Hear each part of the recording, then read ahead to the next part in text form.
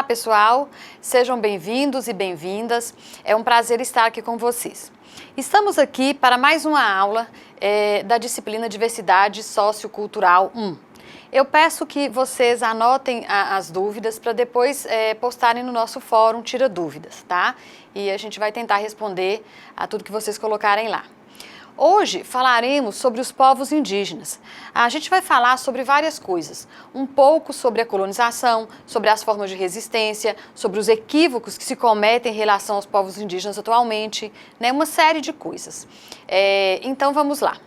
Falar sobre a história indígena no Brasil é, antes de tudo, falar de uma história de despovoamento. Hoje, pouco se sabe sobre as populações indígenas quando da chegada dos portugueses. Alguns pesquisadores estimam uma população de 1 milhão de pessoas, outros calculam em milhões a população da Amazônia, Brasil Central e Costa Nordeste. A história indígena no Brasil é uma história de conflitos, de enganos e de incompreensões, a começar pelo vocabulário, pelo nome, índio. Índio é um termo muito genérico, que não dá conta de tanta diversidade, né? Não dá conta de tanta complexidade. Colombo, ao chegar nas novas terras, acreditava estar chegando nas Índias, né? Como todos já viram no ensino médio. Assim, o termo índio foi usado para designar uma infinidade de grupos étnicos diferentes entre si, com vários troncos linguísticos diferentes. Portanto, as tribos Pataxó, Cariri, Xavante, Yanomami, Tupi, Guarani, Carajá, Pancararu, Carijó, Tupinagé, Potiguar, Caeté, Tupinambá, Krenak, Machacali, Chacriabá, Kaiowá, que são diferentes culturalmente entre si, foram todos denominados de índios pelos europeus. Esse é um dos equívocos, considerar que todos os povos indígenas têm a mesma cultura e que são um bloco homogêneo. Atualmente, vivem no Brasil mais de 200 etnias, falando em torno de 188 línguas diferentes. Cada povo tem sua língua, tem sua religião, tem sua arte, sua ciência, sua dinâmica histórica própria, que são diferentes de um povo para outro. Por exemplo, quando em 1540 Frei Gaspar Carvajal desceu o rio Amazonas, ele encontrou aqui povos que falavam dezenas de línguas diferentes. Outro religioso, o padre Acunã, deixou registrado que em 1640 acompanhou uma expedição de descida de Pedro Teixeira e só no Baixo Amazonas existiam pelo menos 150 povos, falando 150 línguas diferentes. Por esse motivo, o padre Antônio Vieira denominou o rio Amazonas de Rio Babel. Só para termos uma ideia de quão diferentes são as línguas, vejamos aqui no slide que nós preparamos. As línguas Uapixana e Tupinambá, elas pertencem ao tronco linguístico Arawak e Tupi, respectivamente. Já as línguas Goitacá pertence ao Macro-G e Macuxi e Ingaricó ao Caribe. A Macuxi e o Ingaricó, essas duas línguas, né, são do mesmo tronco e, portanto, são próximas como o espanhol e o português. Enquanto que o Apixana e Tupinambá são de troncos diferentes e não têm proximidade. São como o português e o alemão, por exemplo.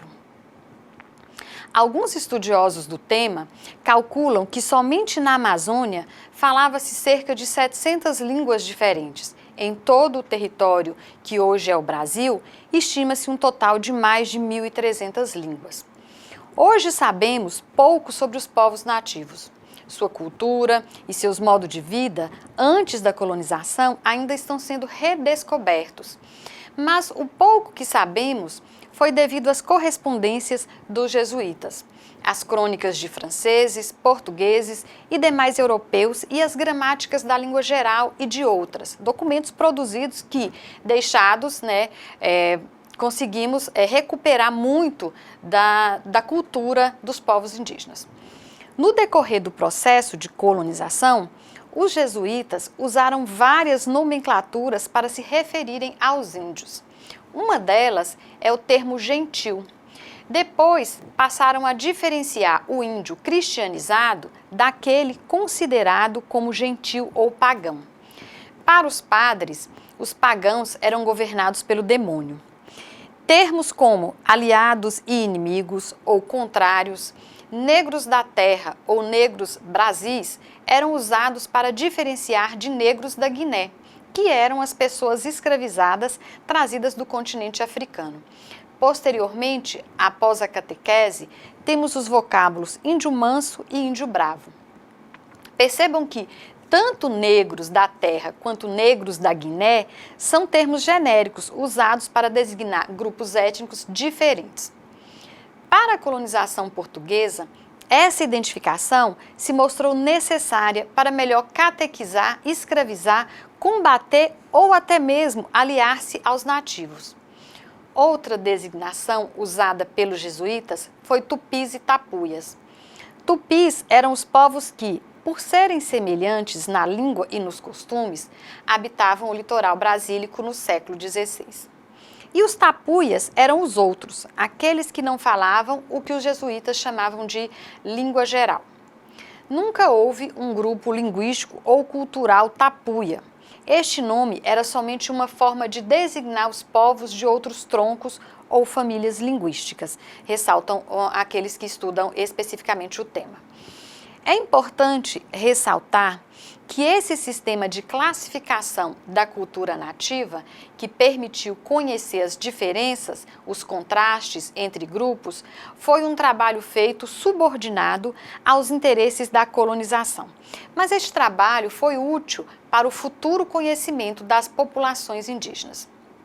Então, os europeus, eles tinham uma cultura totalmente diferente dos povos indígenas que aqui habitavam. Os valores diferentes, a língua diferente, a relação com o sagrado, o modo de vestir. Os europeus, eles tinham também uma concepção de mundo, de como tudo foi concebido. Ou seja, tudo era explicado a partir dos ensinamentos da fé católica. Foi nesse sentido que foi conduzida a colonização do continente americano. Seu caráter econômico e cultural foi fundamentado no cristianismo. Para os portugueses, os nativos eram bárbaros, eram os gentios e precisavam ser salvos. Mesmo pensamento e lógica vamos encontrar com os negros escravizados.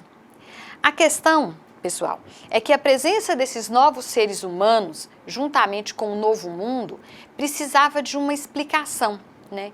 A pesquisadora Marília Carvalho de Melo Alvim, escreve que os colonizadores precisavam explicar esse novo mundo e a presença desses novos habitantes. Portanto, era preciso encontrar um lugar no seu sistema tradicional de explicação de mundo, isso do ponto de vista intelectual.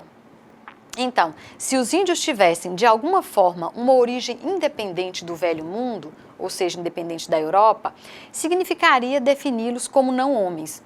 Sendo considerados como não-homens, estariam sujeitos a todo tipo de exploração. O sentimento do novo e do desconhecido, né, escreve Marília Alvim, levou os colonizadores a imaginar inúmeras possibilidades para explicar os novos habitantes do mundo. Seriam eles descendentes de um dos filhos de Noé? Teriam sido visitados por apóstolos? Seriam racionais?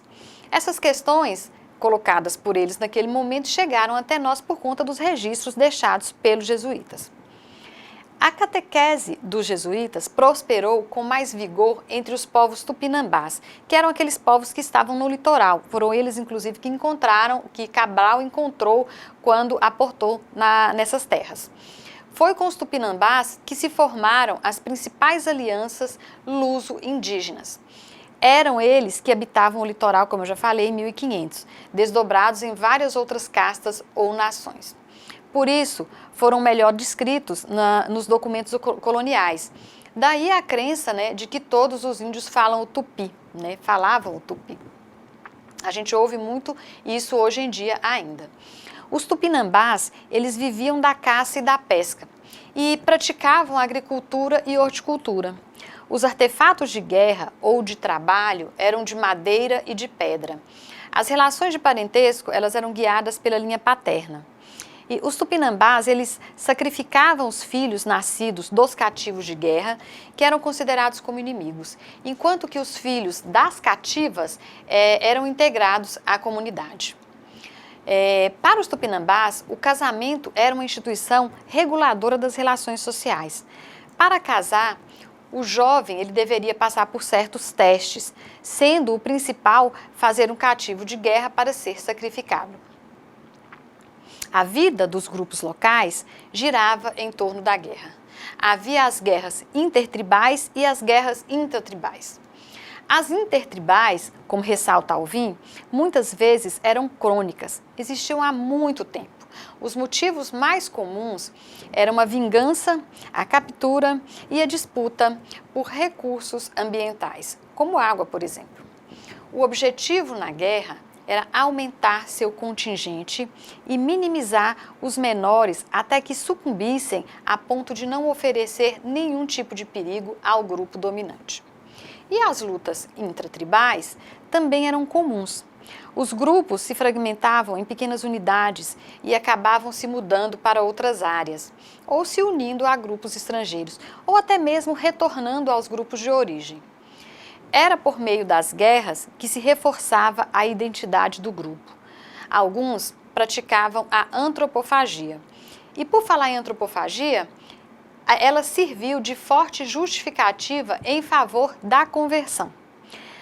As crônicas dos europeus, franceses e portugueses sobretudo, discorriam sobre os rituais antropofágicos, isolando-os completamente do contexto cultural em que eles aconteciam, contexto político, econômico, cultural.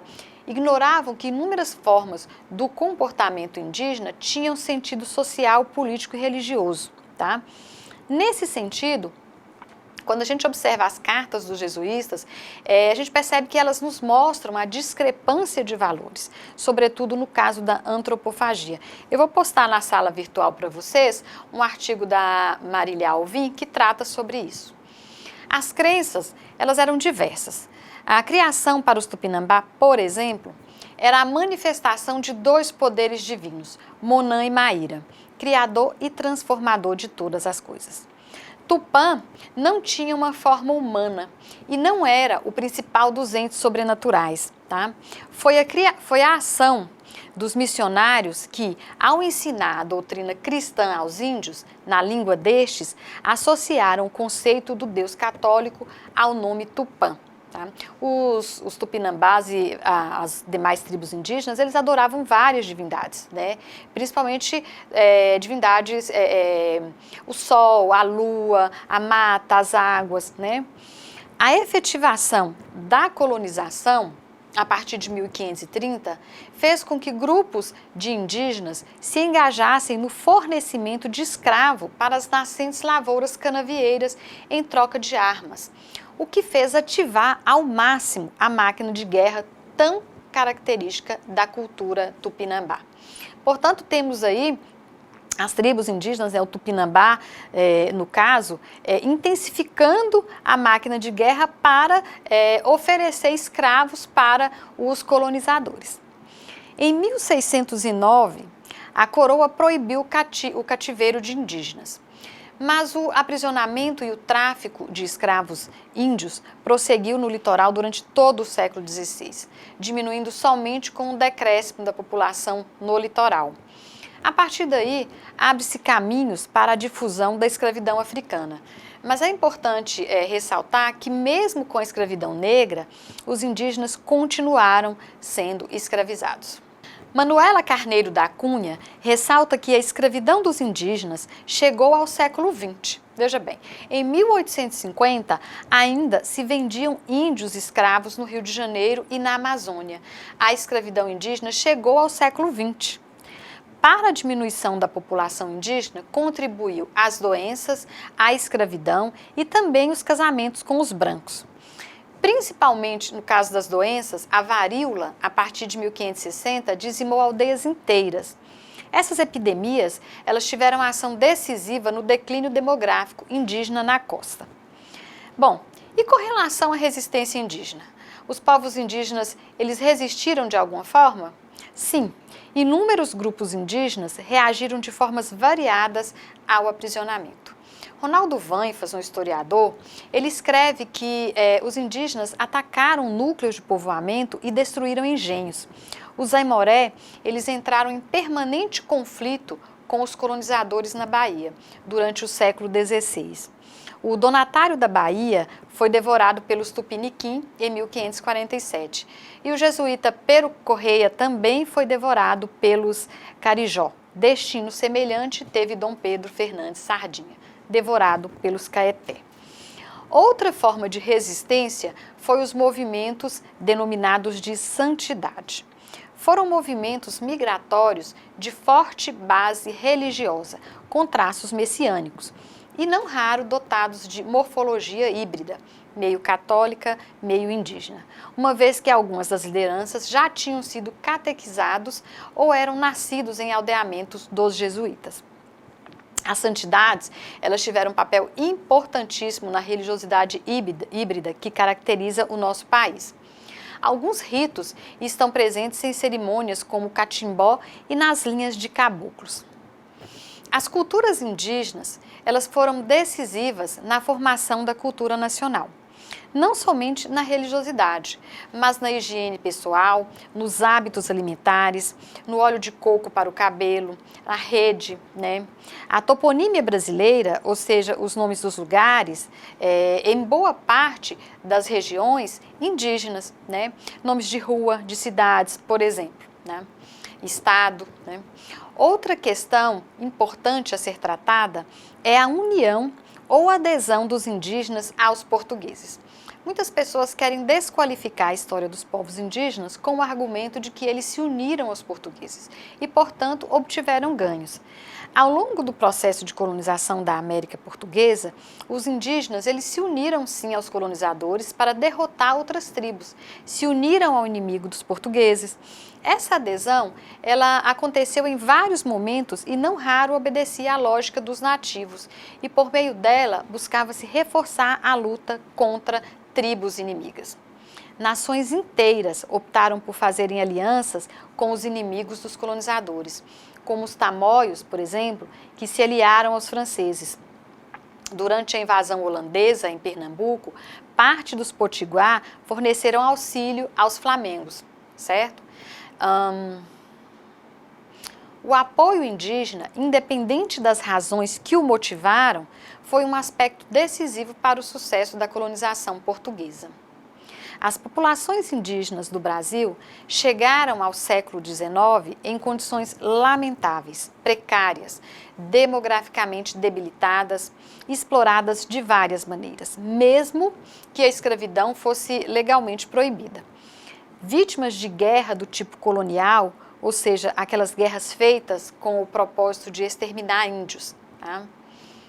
Neste período, uma nomenclatura bem mais simplificada que a dos séculos anteriores para se referir aos povos nativos era índios mansos, aqueles que eram controlados, e índios bravos, aqueles considerados hostis ou bárbaros.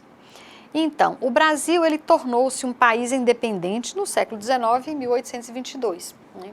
E a política imperial, ela retomou o Diretório Pombalino. Mas o que foi o Diretório? O que significa retomar ações do Diretório? O Diretório foi um conjunto de novas medidas políticas direcionadas aos índios no Brasil. Em 1758, o Diretório foi estendido a toda a América Portuguesa. Por ele, se proibia totalmente a escravidão indígena, abolia a tutela das ordens religiosas das aldeias e proclamava os nativos vassalos livres da coroa portuguesa. Com o Diretório, a coroa planejava, com a ajuda dos novos vassalos, proteger as fronteiras, incrementar e diversificar a agricultura e converter os índios em mão de obra disciplinada para as frentes de expansão colonial, principalmente na Amazônia. A língua portuguesa se tornava obrigatória. Os ritos e crenças indígenas foram consideradas práticas condenáveis. A bigamia era perseguida e os casamentos mistos, branco com índio, eram incentivados. As consequências do Diretório se fizeram sentir. Na prática, os índios se tornaram súditos de segunda classe. Essa reforma, ela visava transformar as comunidades indígenas em exército de trabalhadores. Com a implementação desse projeto, acelerou a perda de elementos culturais e da população, por meio de inúmeras epidemias na Amazônia, entre os fins do século XVIII e início do XIX, por exemplo. Durante o século XIX, a política imperial retomou pontos do diretório, sobretudo no que se refere à inserção do índio no mercado de trabalho. José Bonifácio apresentou o projeto Apontamentos para a Civilização dos Índios Bravos do Império do Brasil. Por este projeto, defendia-se uma política sistemática de aldeamento, a sujeição dos índios às leis do Estado, embora defendesse a necessidade de tratá-los com brandura. O projeto constitucional de 1823 limitou-se a declarar a competência das províncias na condução da catequese. E a Constituição de 1824 nem mencionou a existência de índios no Brasil. Esse é um momento particularmente interessante para se entender a situação atual dos povos indígenas no Brasil, o século XIX. Ou melhor, para se compreender por que os povos indígenas são relegados como um dos elementos formadores do povo brasileiro. Vejamos, o século XIX foi o momento de escrever uma história do Brasil. Foi o momento de construir uma identidade nacional.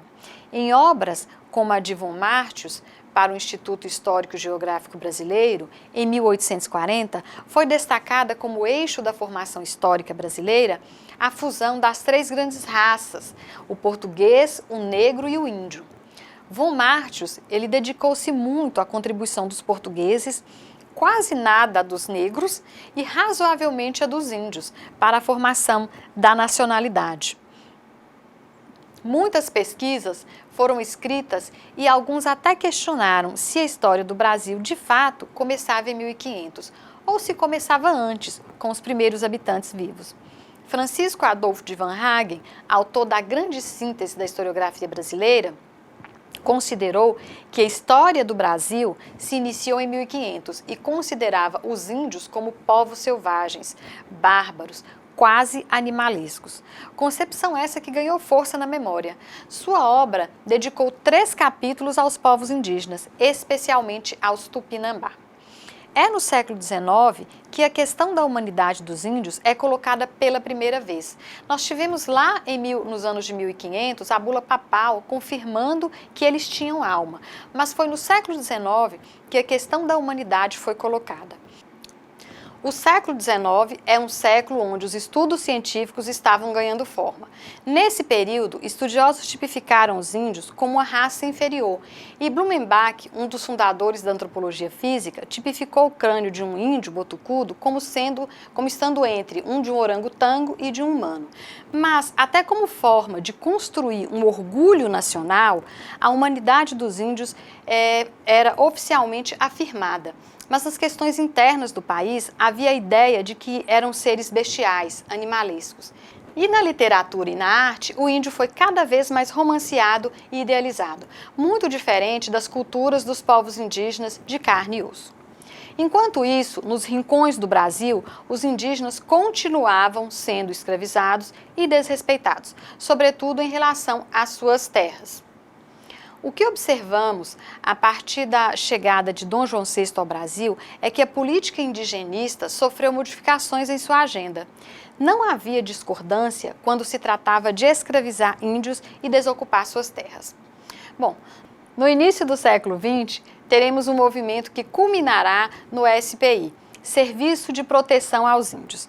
E na era Vargas, o SPI passou a ser subordinado ao Ministério do Trabalho e pouco depois para o Ministério da Guerra.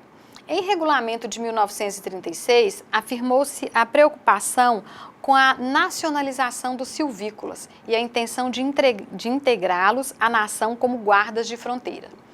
O Estado Novo, que foi entre 1937 e 1945, reforçou a ideia de transformar o índio em trabalhador rural, dentro dos moldes da Marcha para o Oeste, propagandeada pelo Departamento de Imprensa e Propaganda.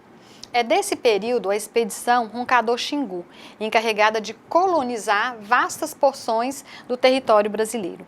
Essas expedições foram marcadas por vários conflitos.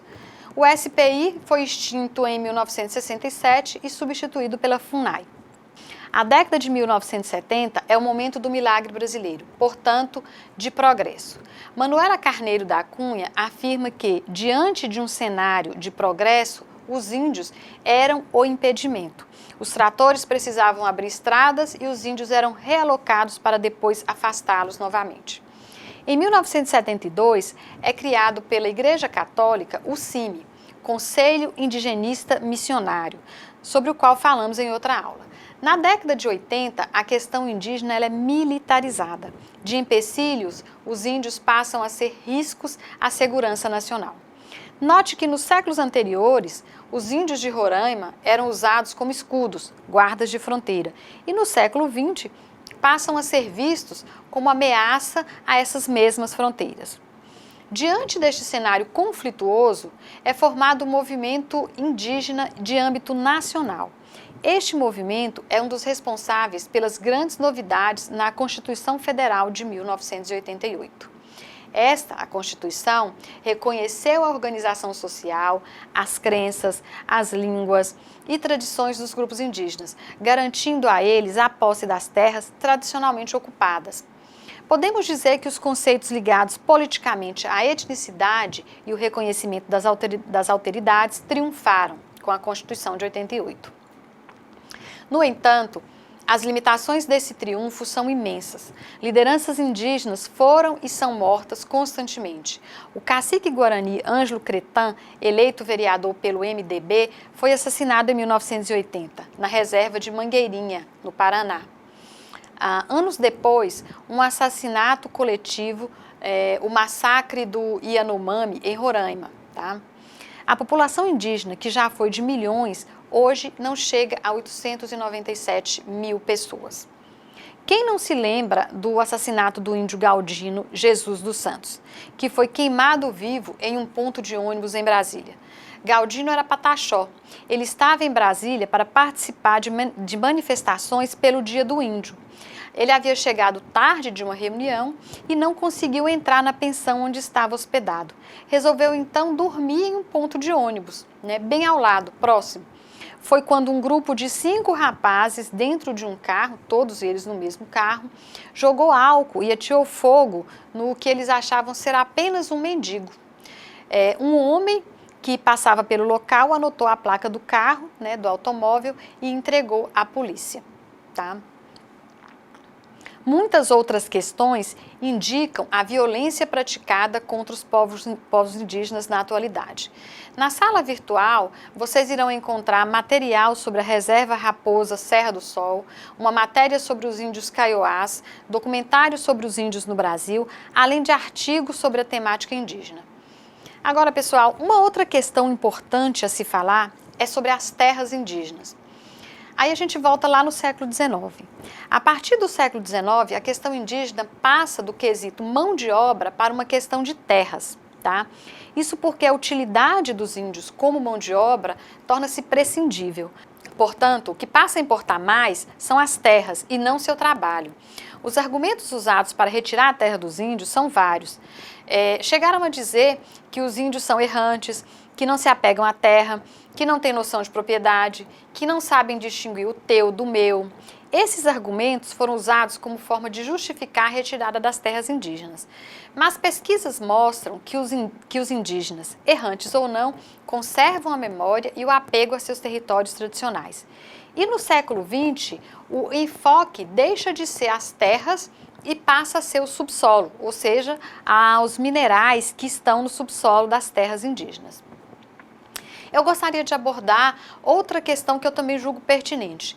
Muito se ouve falar que os índios foram somente vítimas do sistema, vítimas de uma política que os subjugou e que destruiu sua cultura.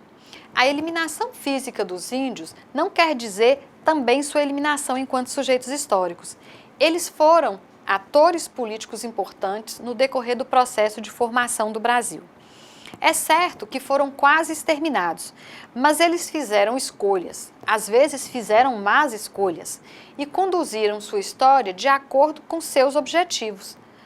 Sabemos que as grandes potências perceberam desde cedo os ganhos que poderiam obter ao explorar as inimizades dos povos indígenas. E aqui a gente tem aqui no próximo slide um trecho da obra de Manuela Carneiro. Tá? Ela vai salientar que no século XVI, os franceses e os portugueses, em guerra, aliaram-se respectivamente aos tamoios e aos tupiniquins. E no século XVII, os holandeses se uniram a grupos tapuias contra os portugueses. No século XIX, os munduruku foram usados para desinfestar madeira de grupos hostis e os craô, no Tocantins, para combater outras etnias G. Essa política da metrópole requer a existência de uma política indígena. Os tamoio e os tupiniquins tinham seus próprios motivos para se aliarem aos franceses ou aos portugueses, certo? Um dos grandes problemas é que idealizaram e romancearam a figura do índio. Ele sempre é visto como aquele índio dos anos 1500. Os brancos se esqueceram que os índios também se transformaram ao longo do tempo. Aprenderam com os brancos, inclusive. Quero trazer agora alguns equívocos cometidos em relação aos povos indígenas. É um texto bem interessante que também será postado para vocês, de Ribamar Bessa Freire. Ele escreve que é importante discutir essas ideias equivocadas porque com elas não é possível entender o Brasil atual. É preciso ter um conhecimento correto acerca da relação entre brancos e índios, ou pelo menos o que se aproxima de algo imparcial. Só assim se pode explicar e compreender o Brasil atual. A sociedade brasileira, ela é conhecida, ela se desnuda e se revela no relacionamento com os povos indígenas e com os negros que foram escravizados. É aí que o Brasil mostra sua cara. Nesse sentido, tentar compreender as sociedades indígenas não é apenas procurar conhecer o outro, o diferente, mas implica também conduzir os questionamentos e as reflexões sobre a própria sociedade em que a gente vive. Bom, nós temos 5 equívocos, tá? O texto é muito interessante. Eu trouxe aqui os 5 equívocos de forma mais geral. Bom, o primeiro se refere ao índio genérico. A primeira ideia que a grande parte dos brasileiros hoje tem sobre os índios é que eles são um grupo único, que são iguais, têm a mesma religião, a mesma língua, a mesma cultura. Ora, essa é uma ideia equivocada. O tucano, o dezana, o munduruku, o aimiri atroari deixa de ser tucano, dezana e munducuru para se transformar apenas no índio, né, no índio genérico. Isso apaga as diferenças. O segundo equívoco é considerar as culturas indígenas como atrasadas e primitivas. Os povos indígenas produziram saberes, ciências, arte refinada, literatura, poesia, música, religião. As línguas indígenas, por exemplo, foram consideradas pelos portugueses como línguas inferiores, pobres, atrasadas. Mas os linguistas sustentam que qualquer língua é capaz de expressar qualquer ideia, qualquer pensamento ou sentimento. Portanto, não existe, do ponto de vista da linguística, uma língua melhor que outra. O que existe são hierarquias sociais que colocam determinados grupos em posições privilegiadas. E o terceiro equívoco? O terceiro equívoco está relacionado com o fato de achar que a cultura dos índios é a mesma e, portanto, o seu comportamento hoje, no século XXI, deve ser o mesmo de 1500. Enfiaram na cabeça uma imagem de como deve ser o índio. Deve ser nu ou de tanga, no meio da floresta, de arco e flecha. Essa imagem foi congelada. Se vem um indígena de roupa e morando na cidade ou na faculdade, né, já não o consideram índio. Está muito presente num documentário que eu vou colocar lá na sala, no ambiente virtual, e que retrata muito bem isso. O quarto erro é achar que os índios pertencem somente ao passado do Brasil. Os índios estão no nosso passado, sim, mas estão também no nosso presente e certamente estarão no nosso futuro. Por último, o quinto equívoco é achar que o brasileiro não é índio. Ora, há 500 anos não existia o povo brasileiro, mas os povos indígenas sim. O brasileiro foi formado com a contribuição, entre outras, né, de 3 grandes matrizes. Primeiro, as matrizes europeias, né, representadas basicamente pelos portugueses, mas também pelos espanhóis, italianos, alemães, né, e outros, mas principalmente no início pelos portugueses. Pelas matrizes africanas, também no plural, porque das matrizes africanas a gente pode falar de diversos povos, como os sudaneses, os iorubás, os nagôs, os gegês, os haussá, bantus e tantos outros. E, finalmente, as matrizes indígenas, formadas por povos de variadas famílias linguísticas, como o tupi, o caribe, o arauaque, o gê, o tucano e muitos outros. Depois, as migrações de outros povos, como os japoneses, os sírios libaneses, os turcos, eles vieram diversificar e engrandecer ainda mais a nossa cultura. No entanto, como os europeus eles dominaram política e militarmente os demais povos, a tendência do brasileiro hoje é se identificar apenas com o vencedor, com aquele de matriz europeia, ignorando as culturas africanas e indígenas, né? Isso reduz e empobrece o Brasil, porque a gente acaba apresentando aquilo que é apenas uma parte, como se fosse o todo. Enfim, uma história propriamente indígena ainda está por ser feita. Já se obteve inúmeros avanços. Muitos índios do Brasil estão mundo afora, dominando os códigos dos brancos. O vídeo que nós postamos na sala virtual, vários dos vídeos que estão lá, eles nos mostram isso, né? São vários documentários, vídeos feitos pelos próprios indígenas, dando conta da sua cultura, né? Colocando as suas próprias questões, colocando aquilo que eles gostariam que fosse tratado, certo? Os obstáculos ainda existem e são vários. É preciso que nós adotemos o ponto de vista do outro sobre uma trajetória de que nós somos parte também. Portanto, uma história indígena ela é uma história de despovoamento, de incompreensão, de cumplicidades, de massacres, de resistências, de lutas, de reconstrução de identidades. Tudo isso permeou a história indígena nos 519 anos de contato. E com isso encerramos os assuntos da aula de hoje. Eu espero que nossa aula tenha sido proveitosa. Lembre-se de acessar a sala virtual, participar dos fóruns e postar as suas dúvidas. E não se esqueçam da leitura dos textos.